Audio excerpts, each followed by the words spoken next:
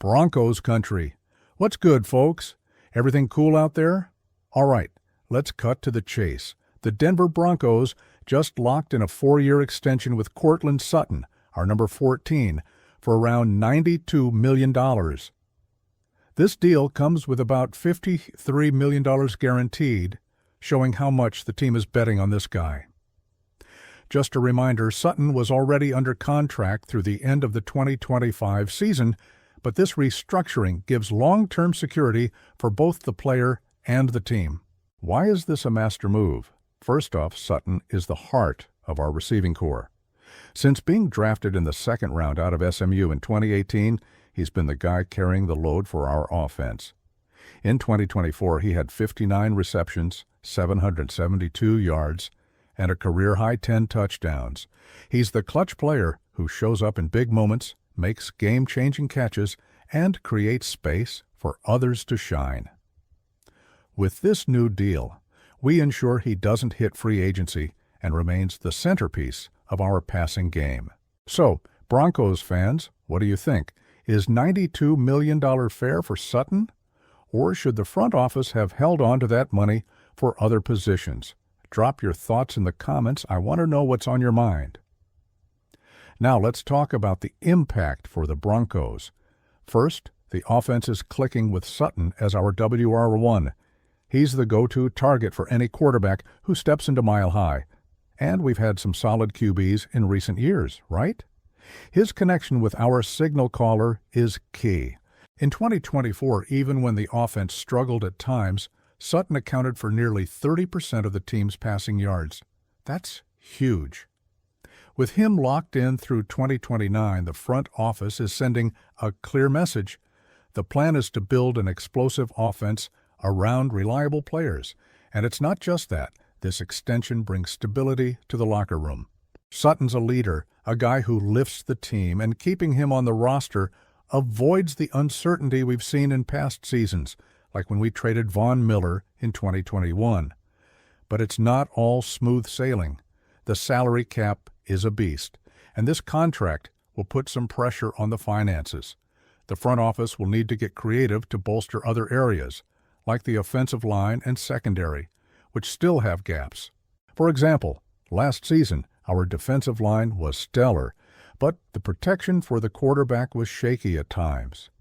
Could the money spent on Sutton have gone to an elite tackle? That's a question floating around, and I want to hear from you. Did the front office make the right call, or should they have prioritized another position? Let me know in the comments. Broncos Country, the 2025 season is right around the corner, and this Sutton extension changes the game.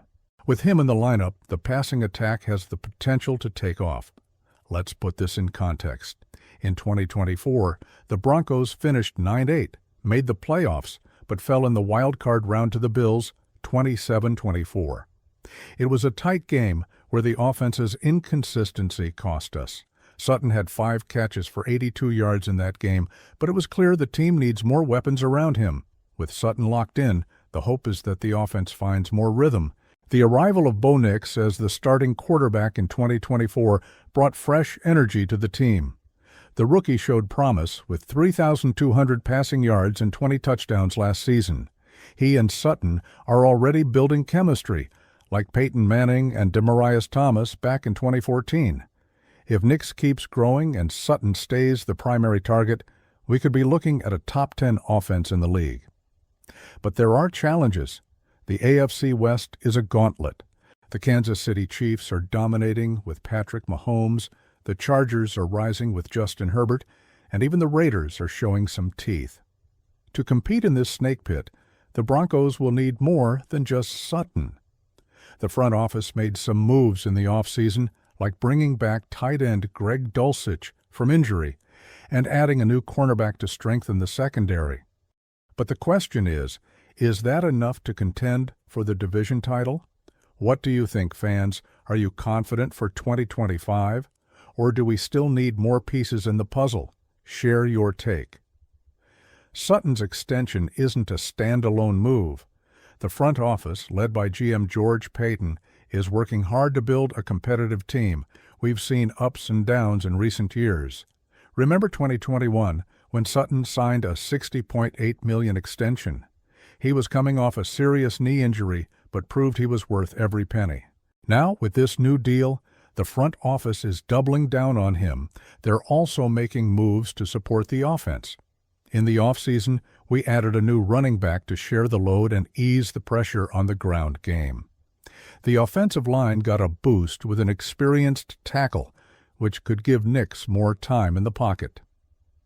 Defensively, the secondary is being revamped with a young safety who showed potential in college. What stands out is the strategy of holding on to homegrown talent.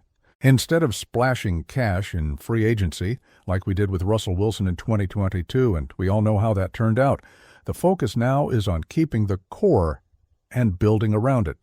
Compared to teams like the Eagles, who spent big on Saquon Barkley, the Broncos are playing it smarter, more conservatively. But it's not all perfect. Trade rumors swirled around Sutton in the 2024 offseason, and he admitted there was a stalemate with the team before this deal was finalized. That shows negotiations weren't easy, but keeping him is a win for the fans. So what's your take? Is the front office on the right track with this approach, or is it time to open the wallet and bring in a superstar? Broncos Country is buzzing with this news. Across forums and online chats, fans are split. Some are hyped, saying Sutton's the guy to lead the offense, and this contract is a home run. Others are more cautious, worried about the salary cap hit, and wondering how the front office will fill out the rest of the roster. One comment I saw summed it up well. Sutton's clutch, but we need more weapons to compete with the Chiefs. And it's true, right? Back in 2019, Sutton had 1,112 yards and was the guy, even with an unstable quarterback situation. He's proven he can carry the offense, but to get to the Super Bowl, the Broncos need a more balanced roster. Where do you stand, fans?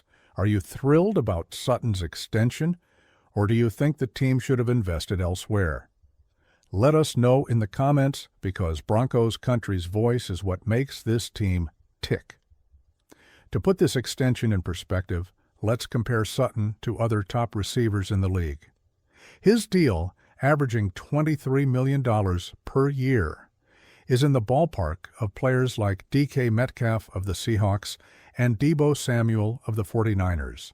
But when you look at the stats, Sutton isn't quite at the level of a Justin Jefferson or Davante Adams, who are pulling in over $30 million a year. That said, Sutton's a difference maker in big games. Remember that 2023 game against the Chiefs when he had 8 catches for 110 yards and a touchdown? He's got the potential to explode against tough defenses. The issue is, to compete with the best, the Broncos need more consistency across the offense. Teams like the Eagles and Chiefs have 2 or 3 elite receivers, while we're leaning heavily on Sutton as WR1. This isn't a knock on Sutton, he's a beast. But for the Broncos to take a leap in 2025, the front office needs to find a WR2 or tight end to complement his game. So, fans, who do you think would be the ideal partner for Sutton in the offense? Drop a name in the comments. Broncos Country. What an awesome update about Sutton, right? With him locked in through 2029, the Broncos offense has a solid foundation to build something big.